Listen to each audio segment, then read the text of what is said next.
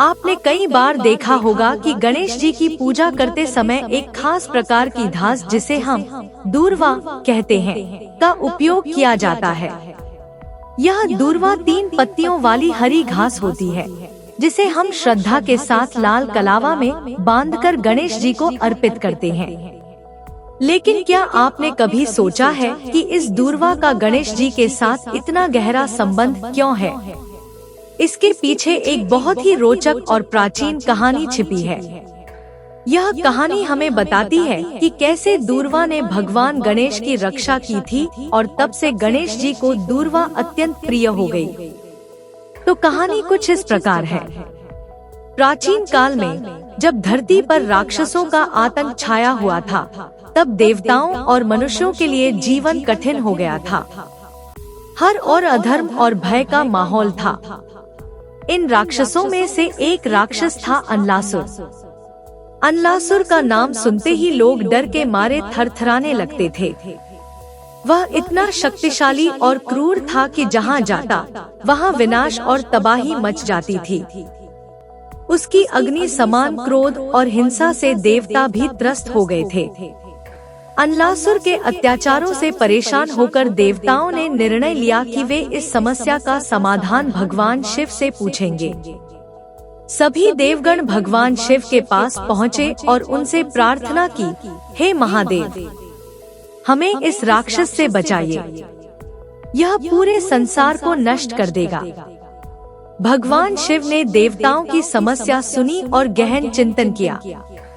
फिर उन्होंने कहा, अनलासुर का अंत सिर्फ और सिर्फ भगवान गणेश ही कर सकते हैं। उसकी शक्ति और क्रोध का सामना करने की क्षमता गणेश जी में ही है। शिव जी की यह बात सुनकर सभी देवता सीधे भगवान गणेश के पास पहुँचे। गणेश जी उस समय कैलाश पर्वत पर अपनी माँ पार्वती के साथ विराजमान थे। देवताओं ने हाथ जोड़कर श्री गणेश से विनती की, हे विघ्नहर्ता, कृपया हमें इस निर्दयी राक्षस से मुक्ति दिलाइए। उसके अत्याचार से हमारी रक्षा कीजिए। श्री गणेश देवताओं की विनम्र प्रार्थना सुनकर गंभीर हो गए। उन्होंने सोचा कि यह राक्षस न केवल देवताओं बल्कि पूरे ब्रह्मांड के लिए एक बड़ा संकट है और इसे समाप्त करना ही होगा। गणेश जी ने देवताओं को आश्वासन दिया कि वे जल्द ही इस समस्या का समाधान करेंगे। इसके बाद गणेश जी और अनलासुर के बीच एक भयंकर युद्ध हुआ।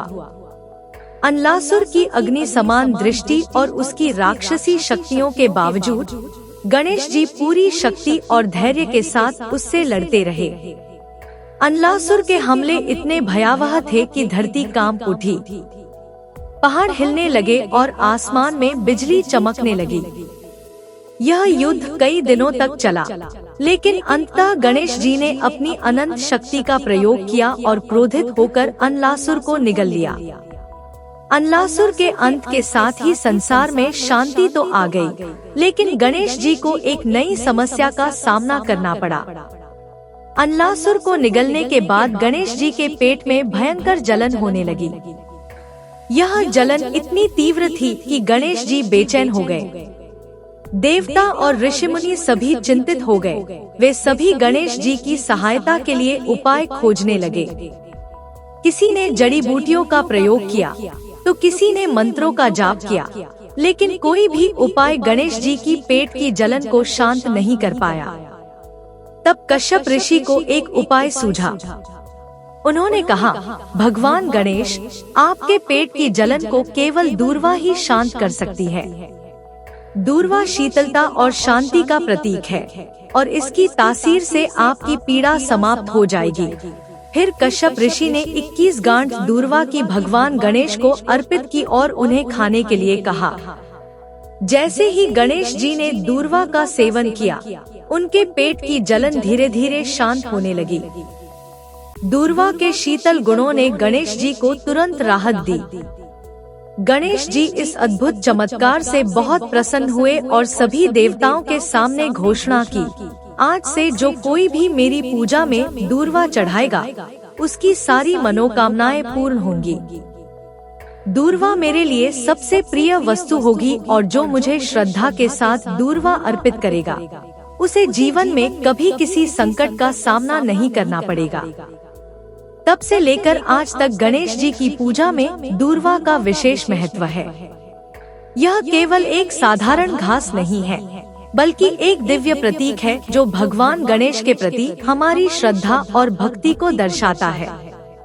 यह कहानी हमें यह भी सिखाती है कि कभी कभी साधारण दिखने वाली चीजों में भी असाधारण शक्तियाँ होती हैं। दूर्वा, जो सामान्यतः एक साधारण घास मानी जाती है, ने भगवान गणेश की पीड़ा को शांत किया और तब से यह घास विशेष बन गई। जब भी आप गणेश जी की पूजा करें और दूर्वा अर्पित करें, तो इस कहानी को याद रखें। यह न केवल गणेश जी को प्रसन्न करती है, बल्कि हमें यह भी सिखाती है कि सच्ची भक्ति और श्रद्धा के साथ किए गए छोटे छोटे कार्य भी महान परिणाम दे सकते हैं।